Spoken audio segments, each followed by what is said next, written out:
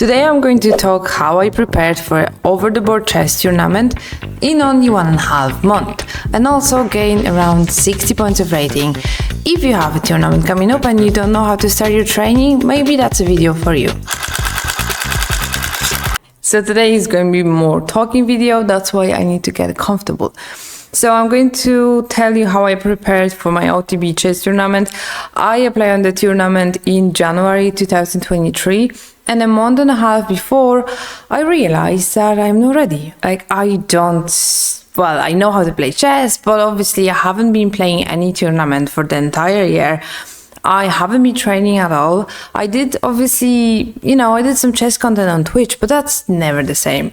So I just felt a little bit scared. I was afraid of being embarrassed, and I kind of wanted to play some good games finally and improve my rating. So I decided to train by myself for 1.5 months before that tournament as much as I can. So that was like a little challenge. I wasn't working with any coach at that time, so it was purely my own initiative, and I had to find the plan, what to do. I had no idea what to train. So I decided to focus on my weaknesses a little.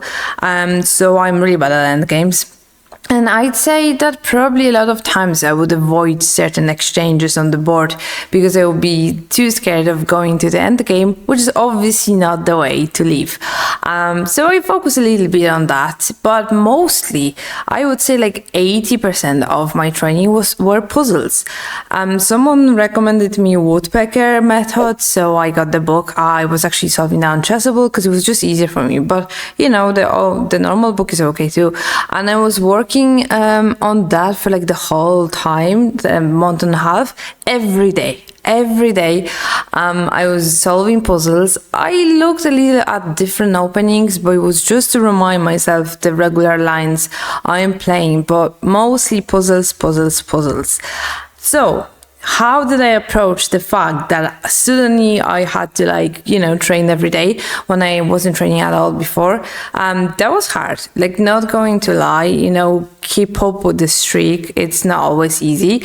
So I decided to find myself a place, a library or something different than my room, that I go with my laptop and I train there. Because I've always felt in my room is too much distraction. You have your bed, you want good sleep, you have your computer, there's always something else to do. And I really needed to escape that zone. So I found a little place. And what I would do, I needed to have a timer, either on my watch or on my phone. If I decided that day I'm going to train 1 hour or 2 hours, at least 1 hour per day, then I'm setting timer. And no matter what happens, you gotta do that time. You gotta do your training, okay? So the other way that the other tool that I was using to help me with the training was something very random. I always say that to my viewers, they laugh at me. I use just regular rubber bands or something. I would consider myself as a person that I have a lot of focus issues, so I can't focus. If I try to do my training, it's very hard. My thoughts are all over the place. So every time I felt like I'm trying to think about something else or even trying to look at my phone, I would do this every time, and it was helping. It really was. It's such a small thing, but it was really helping me to stay on track with whatever task I had. So timing and staying focused, and the phone. So I would put my phone away. Obviously, except the fact I was recording, but I would put my phone away, put it in the back or somewhere where it's not easy accessible. So that was helping a lot. That was really helping a lot. I had to, I couldn't, because otherwise you just suddenly scroll on TikTok or on Instagram. There are more important things at that time. So I would really try to stick to the plan, solve those puzzles every day, and I would be really fond of the woodpecker method. I felt it helped me a lot. But let's get to the point. And I played that tournament, and I played quite good games. It wasn't the best tournament, but it also wasn't bad. I think I had 2.5 out of 5 points. But I was like at the very bottom of the list, of the starting list, so it was still good anyway. I wasn't really, you know, upset with my games, maybe with some of them, but I just felt like I definitely could see the difference how I calculate on the board. So I could see some effects. It wasn't as effective yet as I thought. I felt like my mind's a little bit mixed up at that time. But a month after this tournament, I had another tournament, and I was training a little bit in between, but not as much. And on that tournament, I played really well. Like, it was like one of the best tournaments I had lately.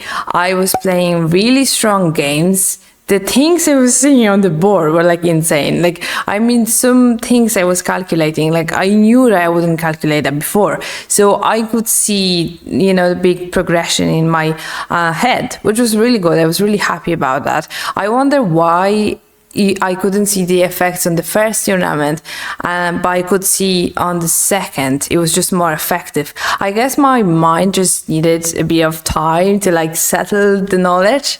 But it was really cool. I was really proud of myself. Obviously, I wish I would be like keeping up with that hard work all the time, but it's hard. But it was like I proved myself that like it did work. It was only a month and a half, but like I gained around 60 rating points. It was like 57 or something, if I want to be correct. But that was a lot. Because I was playing a lot of like against a lot of high rated people. So that was like really good. Also, if you like this type of content, make sure you tap that subscribe button and watch out for the next video, which is going to be actually about puzzles, how I solve puzzles, how I approach them, and why do I think they're effective. So watch out for that and see you next time.